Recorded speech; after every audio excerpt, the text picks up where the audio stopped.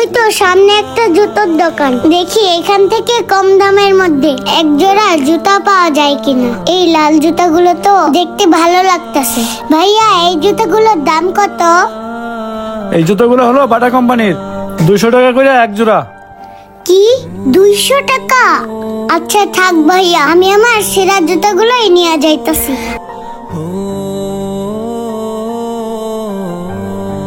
হে আল্লাহ, তুমি কেন যে আমাকে এই দুনিয়াতে এতিম বানাইলা?